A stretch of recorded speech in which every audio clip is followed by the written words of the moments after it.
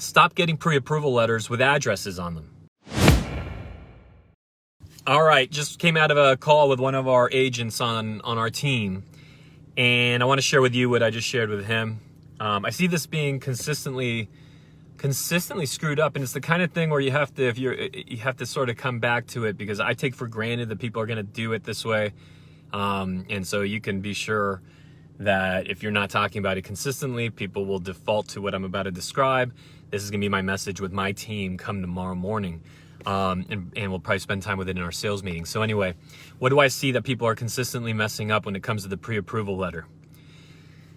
It's a couple of small things here. One, stop getting pre-approval letters with addresses on them.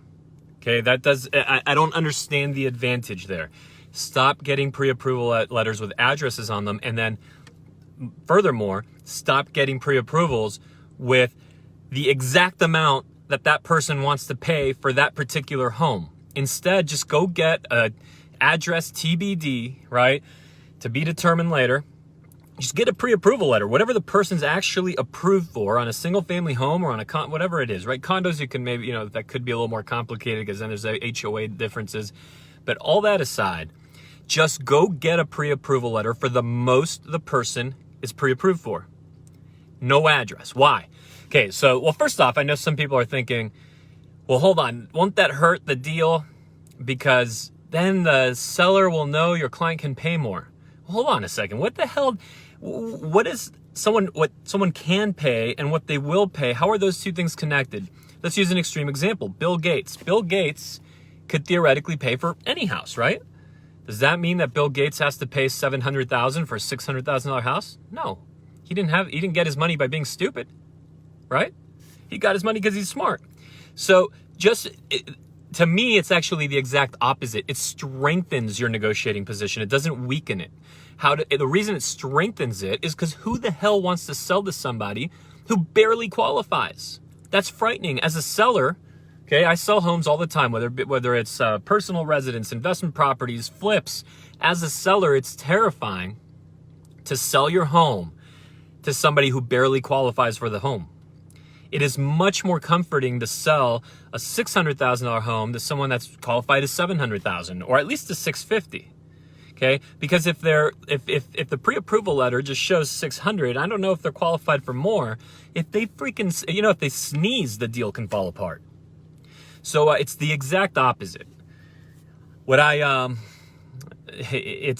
agent asked me, well, so I should maybe just tell them, hey, I know like this letter is like for more, but they, here's what they're comfortable paying. No, you don't apologize for any of it.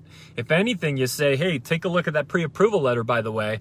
They're qualified well above the asking price or well above the offer price, which means we are not going to have any underwriting issues. We are rock solid. We will close.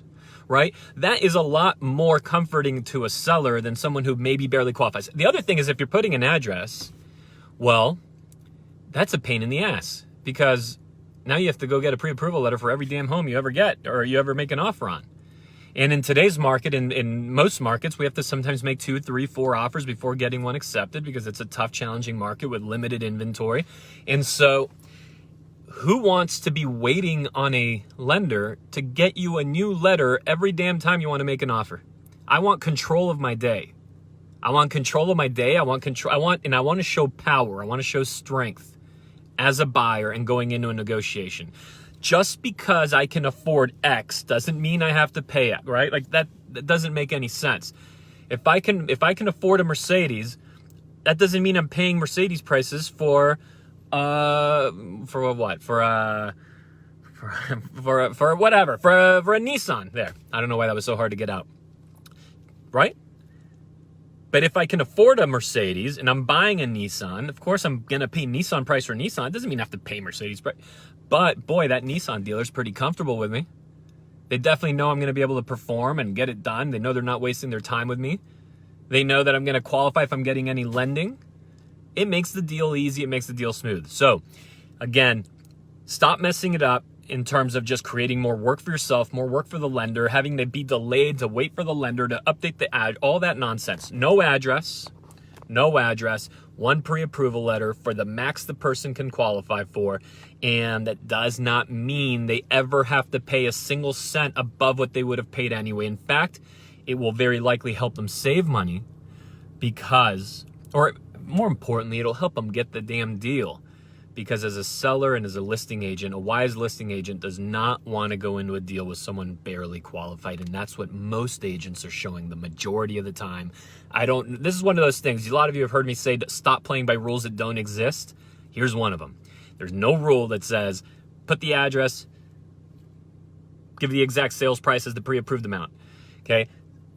Knock that off. Stop playing by rules that don't exist. Go kick ass. Have an awesome week.